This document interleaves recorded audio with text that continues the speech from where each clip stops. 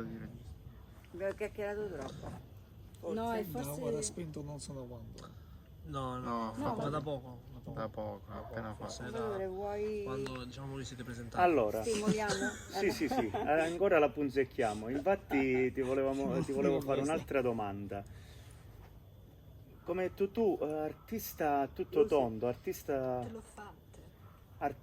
tutto tondo, artista diciamo anche se vogliamo complicato nelle tue passioni, ti piace la pittura, ti piacciono i murales, da questo punto di vista hai scritto due, come dicevamo, romanzi diversi.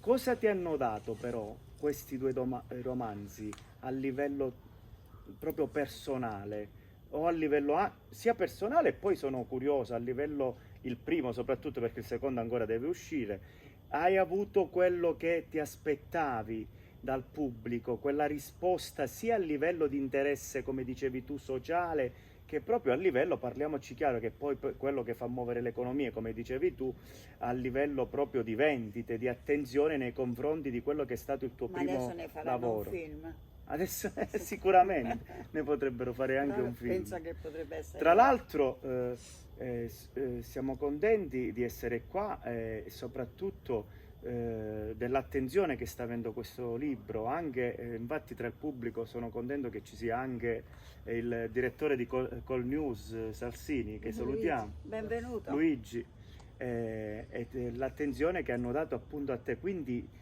ti senti gratificata da questo punto di vista? Allora, io sarò un po' realistica. A Scalea ho citato anche Alberto Bevilacqua, perché lui è un maestro di realismo, a differenza di Nabokov che era un sognatore. Sono realistica e non mi aspetto mai niente, perché la natura degli uomini, ahimè, è malvagia, quindi tende a deludere, quindi non mi aspetto mai niente. Però il mio sogno è quello di riuscire a dare qualità. Io sono convinta che la natura degli uomini non sia sempre buona. Io no, Le persone buone... Siete due donne opposte a livello Per caratteriale. questo dico, io ho pubblicato un romanzo, ne pubblico un secondo, ne pubblicherò un terzo, Cambierai ma non idea. mi aspetto che Sì, ho il romanzo arrivi alle vendite, arriva a vendere 250.000 Anche euro, Bevilacqua 200.000 ha euro. aspettato parecchio prima di... Sì, però quando ha sono fatto la realistica. Califa, prima, no? Quando io scrivo un romanzo scrivo perché ho l'esigenza di scriverlo, quindi è come camminare, come respirare, come vivere, Certo, sopravvivere. e Io vivere. non sono distinta dal romanzo, quindi io sento quando è il momento di scriverlo.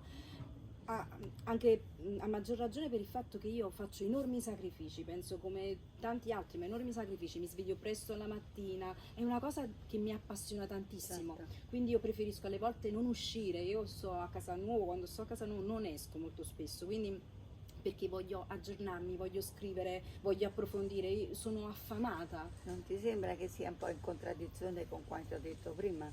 Che non c'è molto di autobiografico, questa è autobiografia.